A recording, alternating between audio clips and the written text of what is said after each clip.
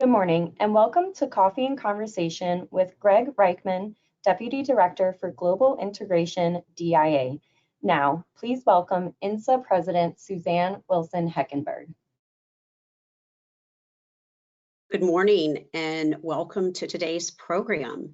This morning, we are pleased to host one of our community's top leaders. Before we begin, a couple of housekeeping notes. Just want to remind people this program is being recorded and is open to the press. It will be available on our website early next week. Before we begin though, please submit your questions through the question box on the right side of the screen. We have close to 500 registrants today. We will try to get to all of your questions. And if you would like to, please also include your name and the organization you're with to have context to where the questions are coming from.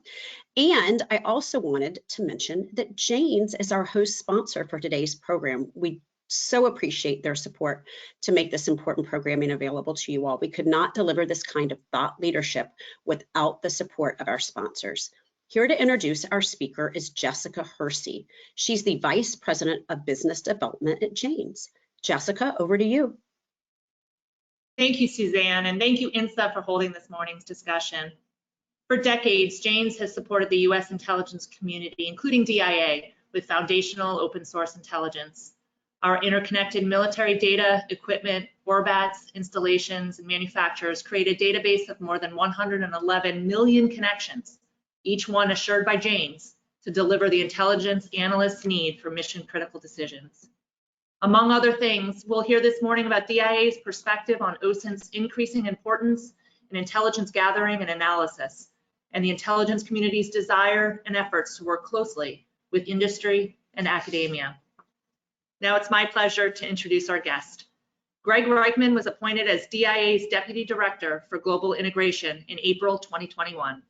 He's responsible for directing, coordinating, and prioritizing agency mission portfolios to include analysis, collection, operations, and partner integration, ensuring DIA can deliver timely intelligence in support of global strategic competition.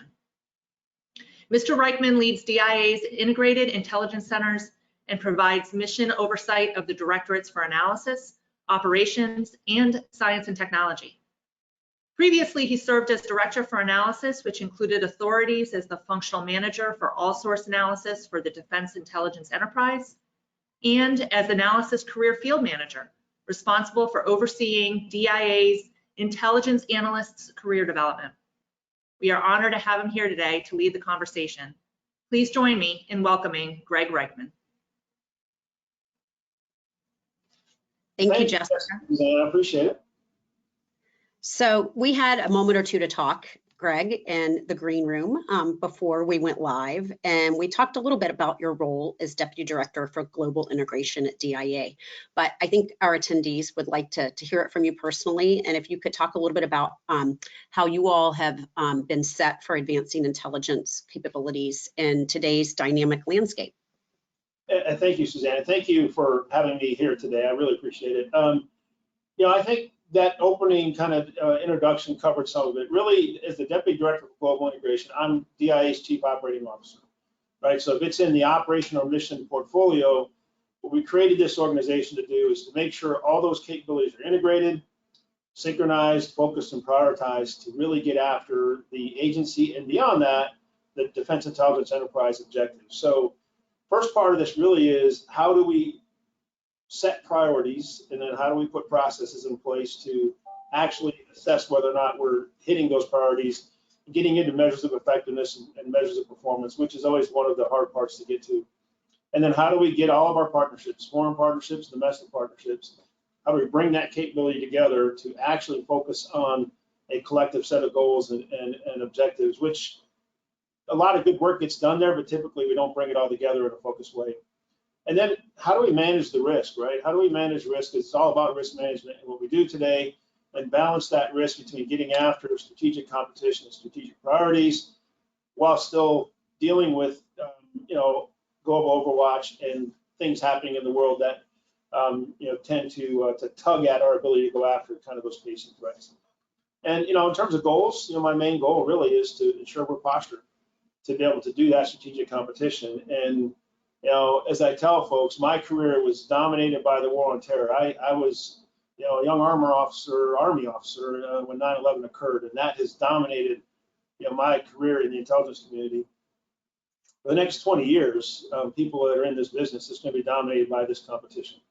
And so if we don't figure out how to get ourselves postured, we're going to struggle, right? So, you know, one goal is how do we get awareness to that? How do we get people to understand we're actually in that crisis now? It's not some mythical thing. It's a thing that we're living in, and that's probably job one. And then remember, we compete globally, right? We're not competing just in Beijing and Warsaw. We're competing around the world because that's where competition occurs. And then we'll talk more today that when you think about the data world that we're in, how do you create a data literate workforce that you've given the tools and the environment for them to be empowered to do it? You know, one thing I've certainly seen is we'll bring people in that are very data literate, and they get in our system and they find out the system's not data friendly, and then they get very frustrated, right? So we got to figure out how to not only have that literate workforce, but empower them to do their thing. Then I'll kind of upfront kind of close with how do we maintain that value proposition that we have in the intelligence community that we've had over the years and still operate at the speed and scale that we need to operate in this current environment to support the warfighter. And we can't compromise on the first end of that to meet the other side of that. And so that's the technological piece where technology should help us solve that problem, not have us compromise on some of those things that have made us what we are over the last 3 or 4 years. So that's kind of what I'm really trying to grapple with as we move DIA forward. Well, that's a full plate, I would say.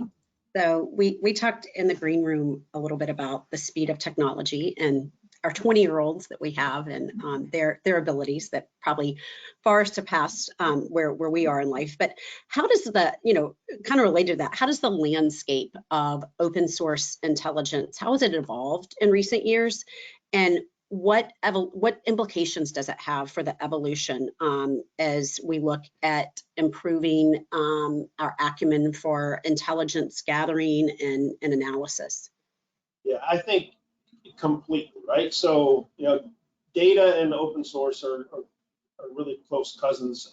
So you think of the open source piece. When I joined, you know, the intelligence community 20 plus years ago, open source was that, you know, that salt you sprinkled on your meal at some point and kind of said, I'm going to put some open source on top of it.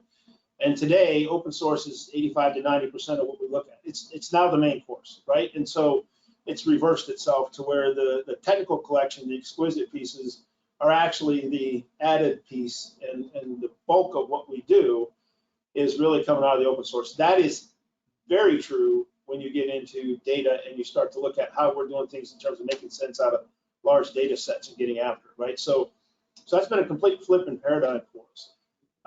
When I was the director for analysis, one of the things that I struggled with is I had a lot of analysts who, because of the dependence on open source and how much they used it, found themselves being open source collection experts, not necessarily all source analysts. So one of the things that we did at DIA is we created our open source intelligence center, and we created an open source specialty to work, and they are collection experts, right? Their job is to acquire and disseminate that open source information so that our analysts could pull back from being collectors and be back to being all source analysts where they're pulling that open source in. That's still a journey for us, right? Because we still have people who are addicted to wanting to go out and search for information, and we want them to do that, but it gets at the next step. So the first step is how do we help them see through the wall of information available to them? The second step is how do we make sure that we have the things in place we do for other collection disciplines if we're being faked, right? Whether it's a deep fake or whether it's something that's in there that, you know, what's the quality of that open source information, et cetera. So our collectors now can do that for us and make sure that the information is properly characterized when the analysts get access to it to look at it. And then I think the third part is just buying and you know, what data we're buying, making sure we have data catalogs, making sure we're not buying the same information multiple times, making sure what we're acquiring is actually fit for purpose, what we're trying to do. That requires people who come to work every day with that in their job jar, as opposed to, you know, an analyst who's trying to do that on the sidelines while they're writing a product. So that's, I think, the most fundamental change. And for us, standing up our open source intelligence center and that collection discipline for open source is a big shift and one we're working towards. The last thing I would say is on the Department of Defense side at least, we're the Defense Intelligence Enterprise Manager for open source. So that is a role in which we are trying for the enterprise to help bring some focus on training and tradecraft across the enterprise and some tools, et cetera, so that we can bring this into a place where, again, it's prioritized and focused, and we're really getting after the problem. So I wonder, you know, with DIA's kind of forward-leaning approach to open source, not every entity in the government might be as forward-leaning. How does that impact recruitment and retention? We're going to get to some professional growth recruitment questions later, but it seems kind of an appropriate time to ask that now. Yeah, I think on the front end, on the recruitment end, I don't know as much. You know, one of the challenges on the recruitment end, and this would be true for all of us when you were, and some of you may be, you know, that person just starting in this business or thinking about starting, you know, you don't really know the IC until you've been in it for a while. And, you know, that takes it. I grew up as an armor officer in the Army and you know, joined the intelligence community mid-career. So for the recruitment side, I think, you know, we try to recruit people who are data literate. We try to recruit people who can operate in this environment and be comfortable. But for them, until they're in for a while, it's hard. I don't know that they can really understand what they got themselves into, because you really have to do it. The retention side, I think, for where we do well in terms of empowering that data literate workforce, empowering that workforce to do these things, I think it's very good. Where they run into walls, you know, where they run into, you know, people like me who didn't grow up comfortable in that environment, and if you're a mid-level supervisor who doesn't encourage it, then I think they get frustrated and they look for opportunities to where they can thrive. And so we have to create an environment in the intelligence community for those folks to see a pathway to self-actualize and to become what they want to be, which is going to make us just that much better. Well said. So moving on, I want to talk a little bit about the integrated intelligence centers. And if you can elaborate on how these intelligence centers enhance DIA's intelligence capabilities, and what specific challenges do they address, and also what benefits do they offer? So that's a great question. I'm glad you asked it. So I talked about up front, you know, my job is to integrate the agency. I have several tools to do that. The first and most important one is those integrated intelligence centers. So what are they? They are basically an organization regionally focused that brings in all of our regional capabilities and our functional capabilities to focus on problems and integrate that capability at the start. So there are analysts in those organizations, there are collectors in those organizations, and then there are mission managers who help with planning and, you know, all those kind of things.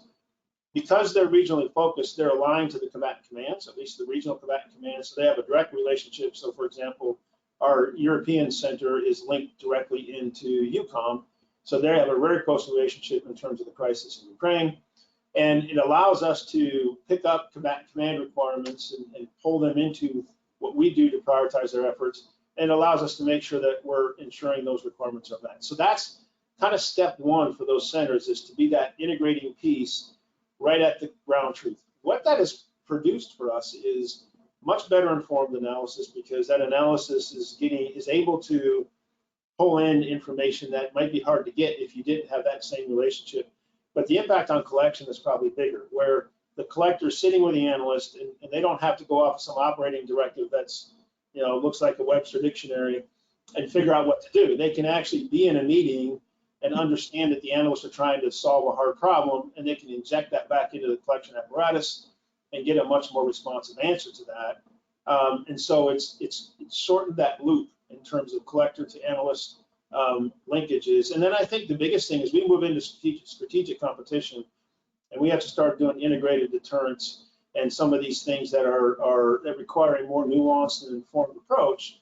Having them together allows us to provide a quicker, more comprehensive response in that environment as we move forward. So the other piece we do, just to kind of touch on it for integration, is we also have, I mentioned earlier, the Defense Intelligence Enterprise Managers. So we have that authority for analysis, all sorts of analysis, human collection, counterintelligence, targeting, collection management, open source intelligence, and MESing. Because we have those authorities, them aligned to those centers allows those centers to then drive where those enterprises try to kind of push towards. which again gives us a more focused effort to get the enterprise answering the key questions that need to be answered. So DIA isn't necessarily working these OSINT opportunities and challenges in a stovepipe, right? So can you talk a little bit about how DIA and CIA are collaborating to move the OSINT discipline forward? Yeah, I think so CIA is the IC OSINT enterprise manager, and we are the Defense Department OSINT manager, right? So we focus mostly on defense needs. CIA's got the big burden of doing this for the intelligence community.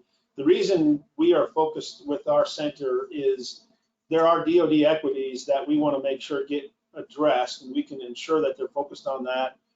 Not that CIA wouldn't, not that the broader enterprise doesn't, but because of those intelligence centers being so closely linked with the requirements at the commands, it allows us to be able to drive towards answering those questions within the department.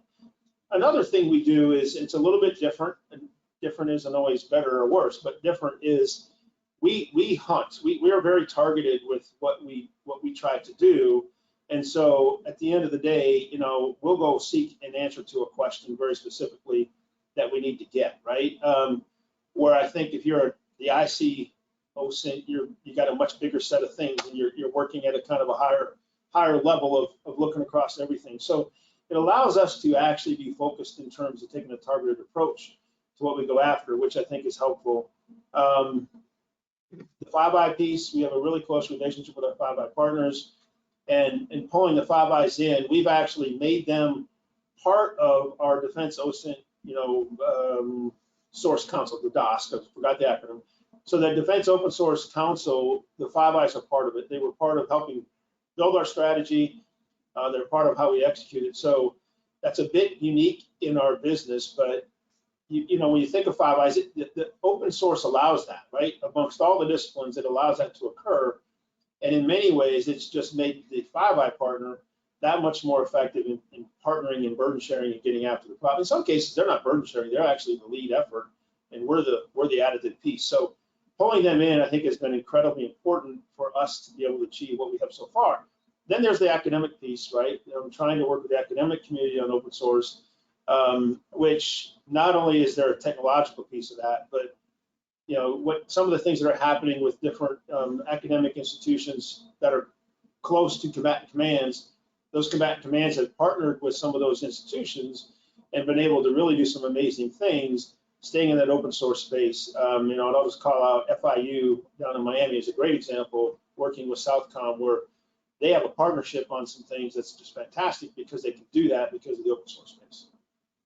So talking about 5Is partners kind of brings up, what are some of the best practices for cross-border information sharing and cooperation that you have seen over the past several years?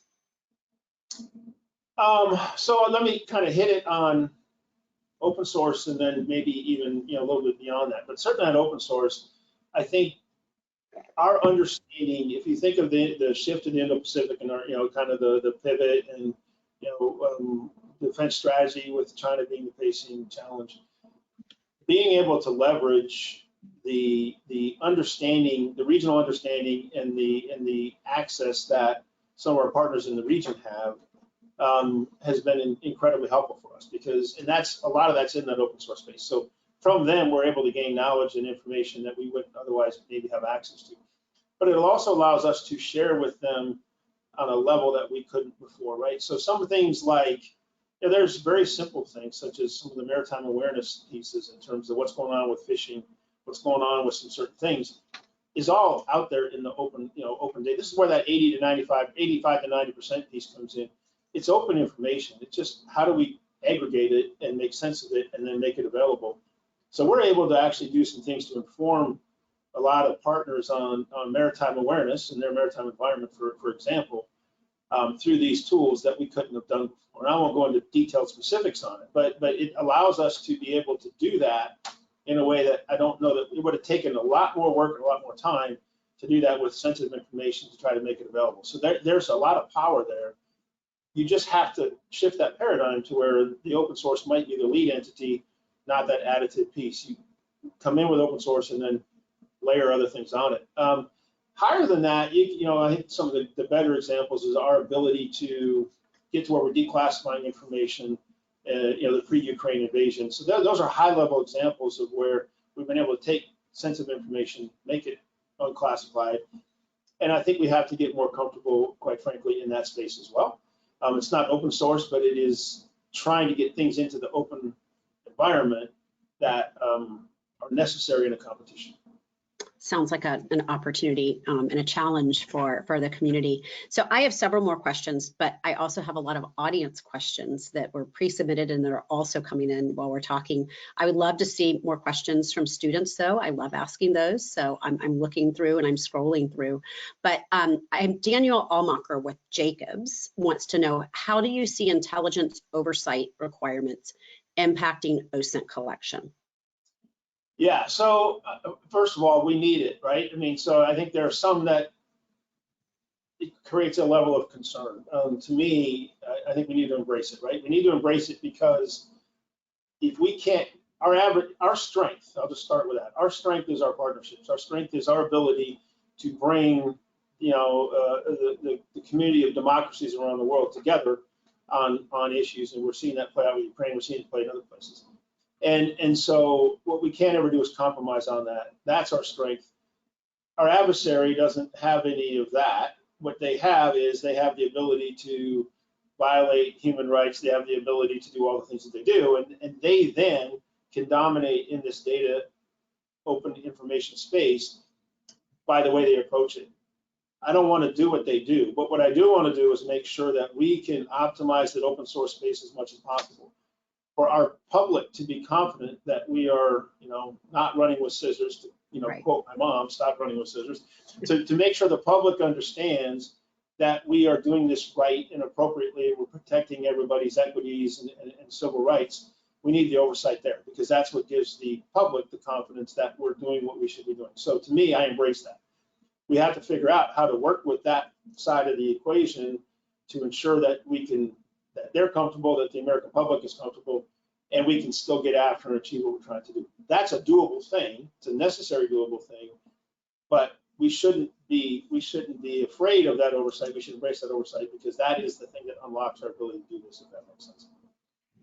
So you touched on adversaries, and I have a question from a virtual attendee, Tucker Moore, from Booz Allen Hamilton. Sir, thank you for taking time out of your morning to be here with us today.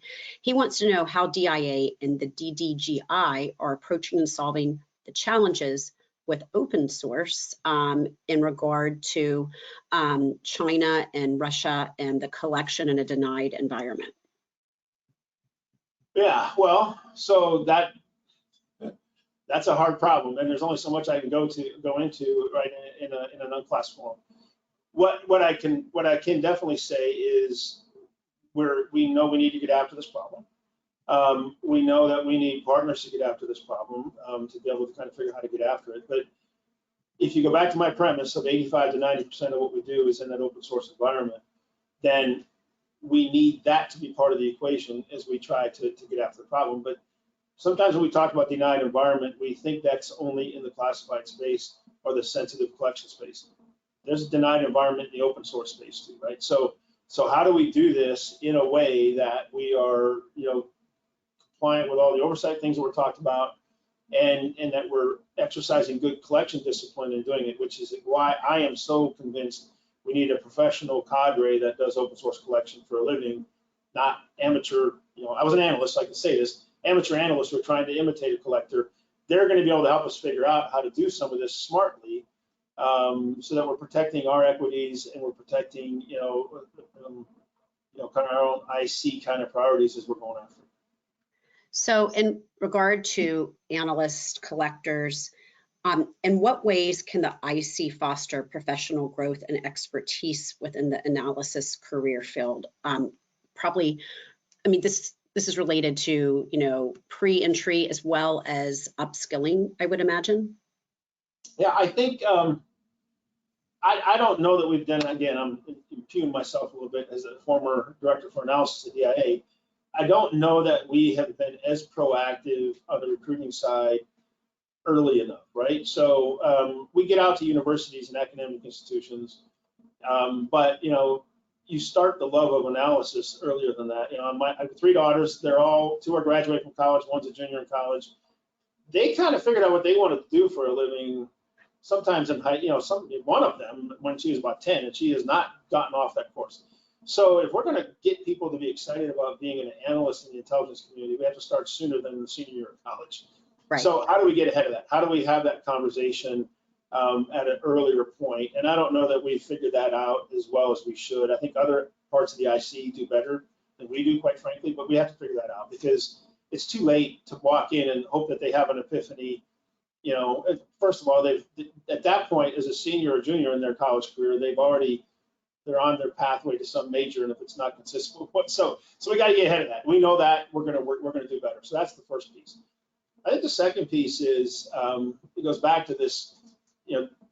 Have we evolved our processes in a way that it's exciting for them to come work? So at DIA, for those that are maybe in that environment or know somebody in that stage of their life, we're working really, really hard to get to where machines and analysts are working and creating languages as best we can, where they can work simultaneously on a problem, right? So, there's a language barrier between a machine and a human, and we know that. And how do we break that part down to where they're working simultaneously on the same problem, not sequentially? And that's pretty exciting. And there are some tools that we built that are now delivering automated analysis based on algorithms that we've vetted and validated, and they're producing products that have met a threshold to be able to say this meets a confidence level. That's the tip of the iceberg. So I think if I was a young analyst or somebody thinking about doing this for a living, I would expect the intelligence community and therefore DIA to create an environment in which I am leveraging all these new capabilities and tools to be able to produce the products I'm producing and to operate in that environment. And it's not just about an analytic product like a PDV or a DID article. It is insights that can be leveraged by commanders in a split second of time that are better informed and releasable at the point in time they need to be.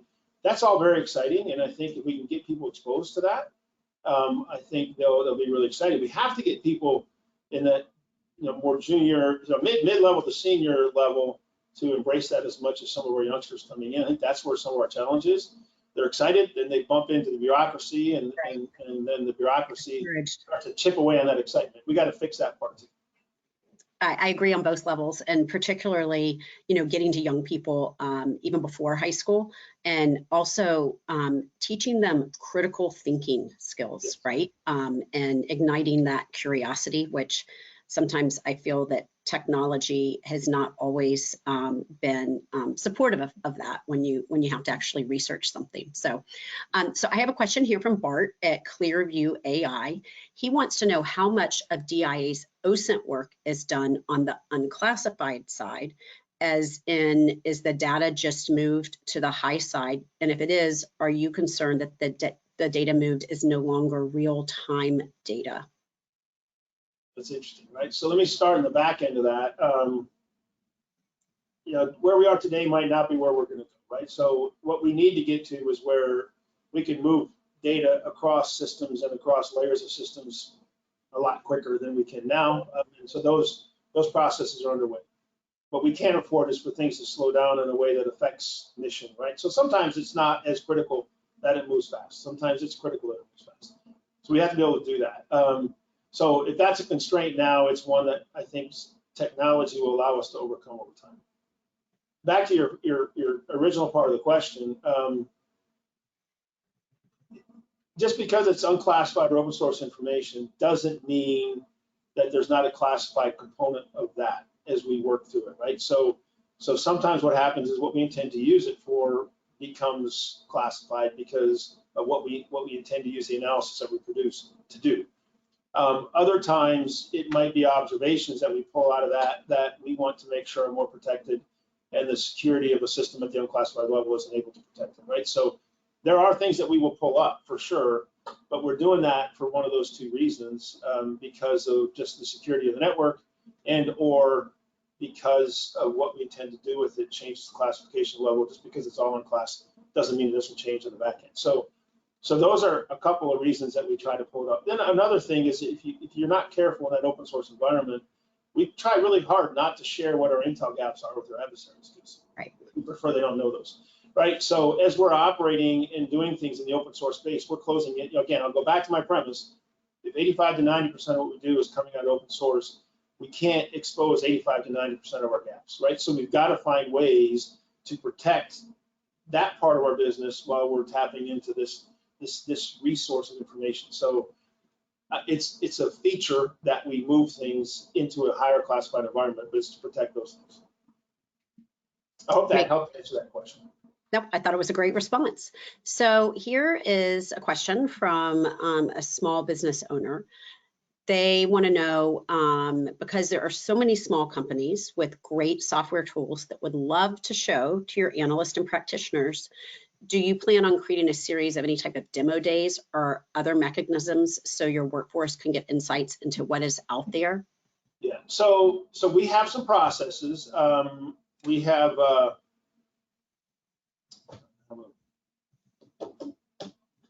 I'm having a brain cramp right now. Right online. All right. But we had no.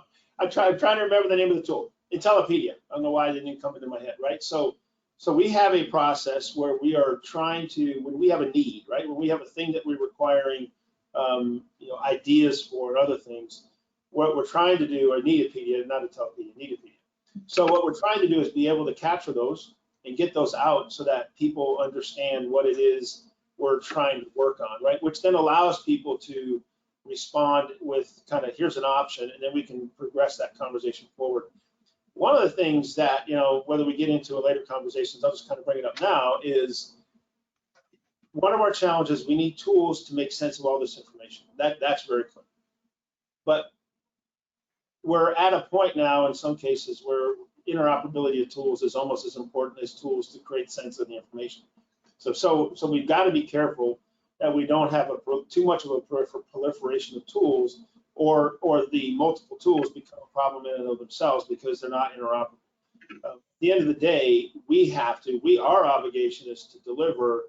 Again, I go back to that kind of what our principles are. We have to be able to deliver an assessment to a client or whoever we're supporting that provides our best judgment of what the situation is, or provide alternative analysis if there is any. But sometimes what happens is we get so many tools going on, the tools aren't interoperable, and then the thing we're trying to achieve actually can't be achieved. So what we do is try to have a process that doesn't have us getting to where tools are popping up and we can't get them to actually work together, which creates a whole new set of challenges for us. But yeah, Needipedia was the word I was trying to find in my head. Yes, Needipedia. We had Suzanne White talk to us in a classified setting a couple months ago, and we talked quite a bit about that. So perhaps somebody can put Needipedia in the chat to share with our attendees to access, somebody from the INSA team. So, okay, I have a ton of questions. They're rolling in. I have them coming in on my phone. I have them coming in the question box. But the next one is from Patrick Cronin. He's a director at CGI. He says, a lot of false and misleading information exists with open source intelligence. How does one determine the authenticity of the intelligence? Yeah, so this is why we need to have tradecraft to be able to do it. And what I believe as a person who's very much an all source analyst person, there is no one perfect intel source, right? And we should never get to the point where we expect one input to be the sole answer or the only answer. That's the value of all sources. You look at multiple things and you pull out of that what the answer is. So to me, it's less about is it the perfect open source. It's more important that we characterize that source, right? So what I want to be able to do is have somebody tell me, here's what this is, and it came from somebody who's trying to influence the U.S. government, so proceed with caution, for example. Or it could be, this is what this is, and we have high confidence that this is just data that hasn't been influenced, hasn't been manipulated. that's okay too, right? But that's where the tradecraft comes in, where we need people who can see through all that. And this is where we're going to have to get way better at understanding, and some of this will be AI and other things to help us to be able to sort through what's a deep fake, if it's a deep fake issue, what is, fabricated information.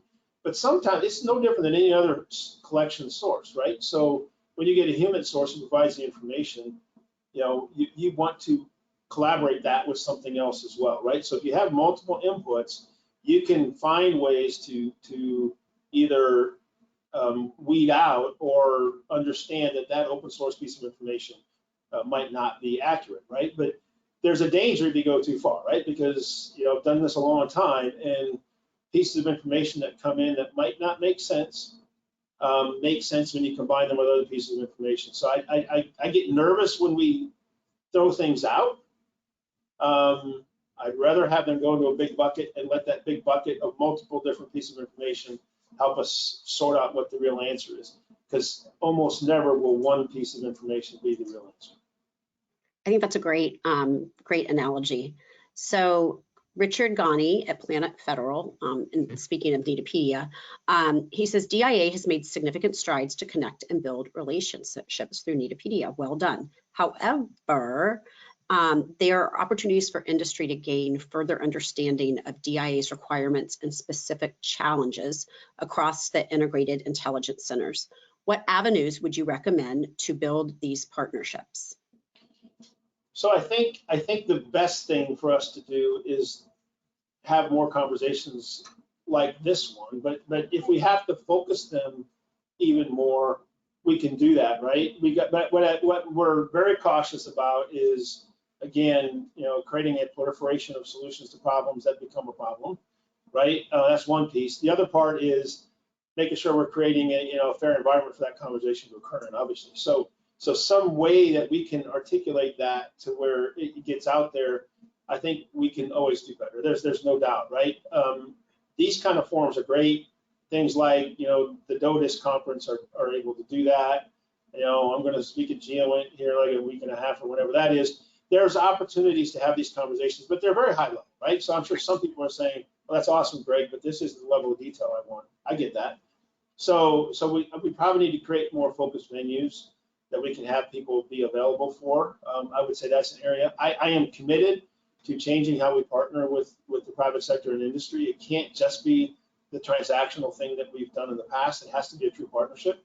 But that has proven to be a bigger challenge than I'd like. We'll get there.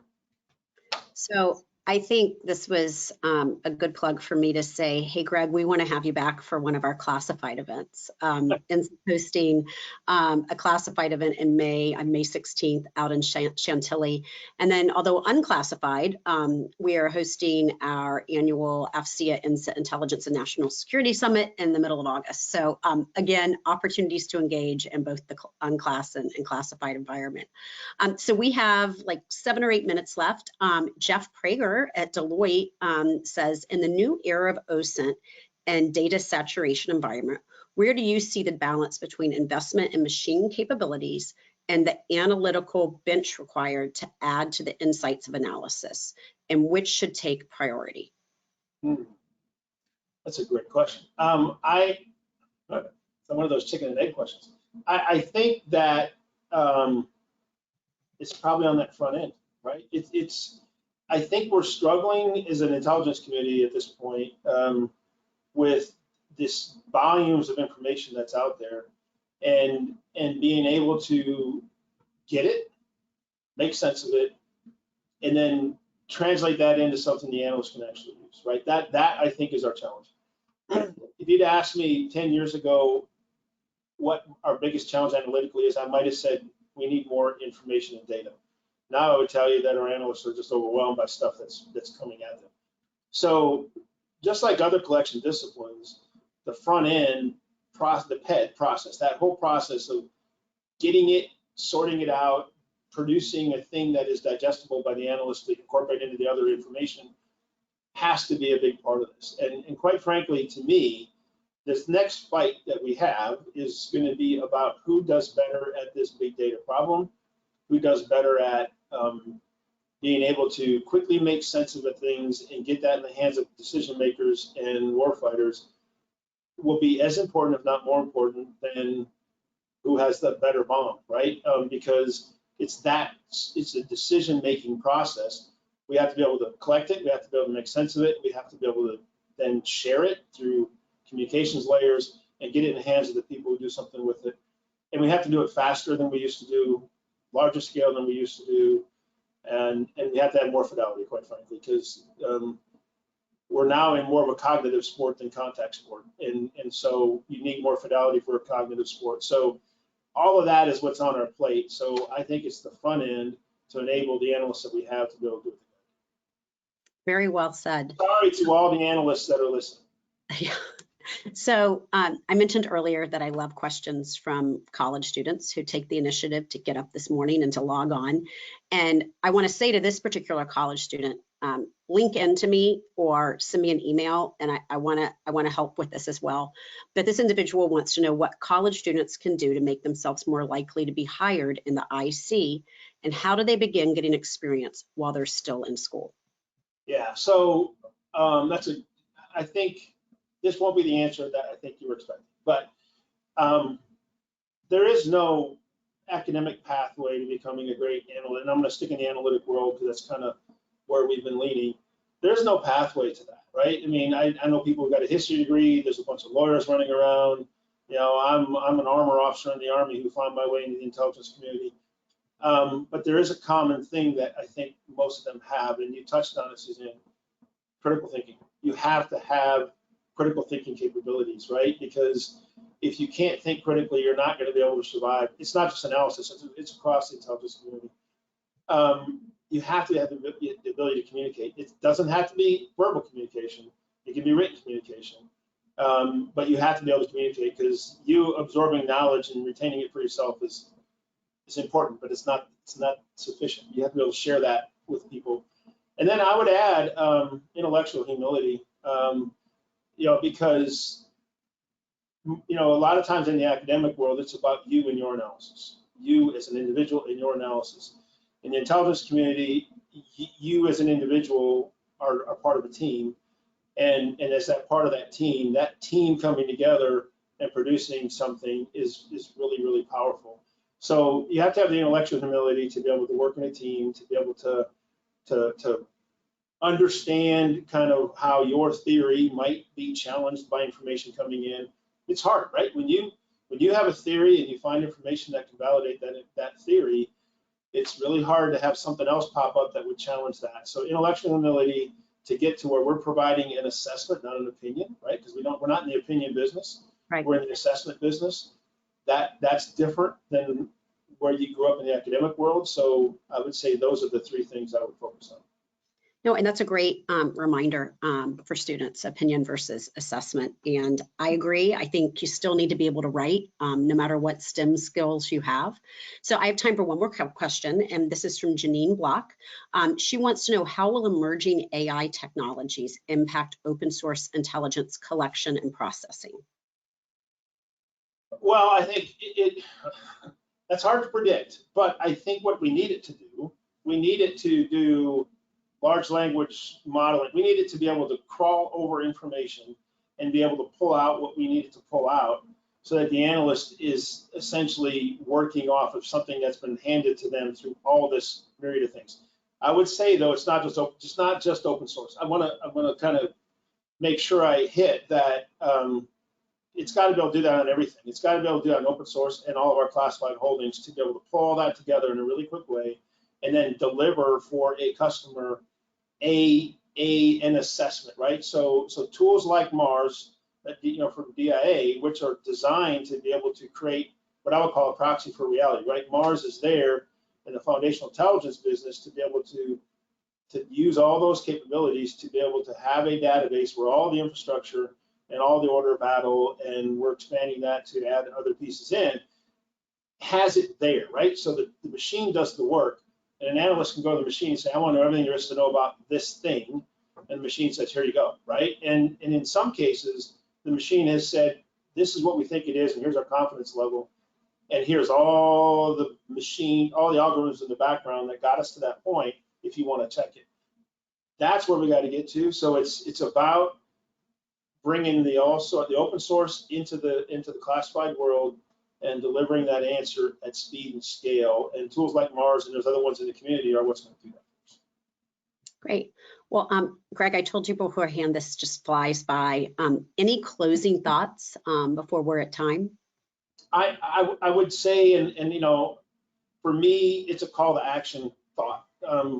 This is really important, and you know, I used to have certain things that kept me up at night. What keeps me up at night today is we are in a different environment than we have been for the last 20 years, and we got comfortable in that environment. But we're now in a situation with a data explosion going on, crisis in Ukraine, crisis in the Middle East, you know, this growing, you know, pacing challenge in terms of China, and all those things are happening at the same time. And if we don't get our arms around this data piece, it's going to slip away from us. And the stakes are incredibly high. And that's the piece that I just want to leave everybody with is, you know, these are not theoretical conversations anymore. If you look at the domains of war fighting, some of those domains are very active right now in terms of this competition. So we need everybody to lean in. We need to be able to get ahead of this data fight. Who wins the data fight is probably going to have a huge advantage in the competition and any conflict that comes out of it. So there's nothing more important to me than changing that paradigm, and we have years, not decades, to do that. So this partnership with you all, this partnership with everybody on the screen, it's a bit of a call to action, right? Yes. You know, I don't want my grandkids to say, you know, Grandpa really didn't do enough. That, you know, that motivates me today about where I want to be when I look backwards 10, 15 years. Well, I think it's a call to serve the IC and a recruitment message for sure. So, Greg, I really appreciate your joining us today, your candor, and for making this just a really easy morning for me. And I also want to thank James for sponsoring the program. Everybody for watching online, thank you for taking the time to join us. When the webinar ends, you'll get a survey. I would ask you just to take 5 minutes and fill it out. It's super important to us. Greg and I talked a little bit about the classified programming that INSA has coming up, but on May 16th, we'll be hosting a classified program on space-based ISR called Confronting the China Challenge. Please check out our website. And then on June 1, we will be honoring General Paul M. Nakasone at our 2024 William Oliver Baker Award, where we expect about 700 attendees from across the public, private, and academic sectors. Again, encourage you all to fill out the survey, and thank you, Greg, for joining us. And I hope to see you at GeoInt. Have a good afternoon.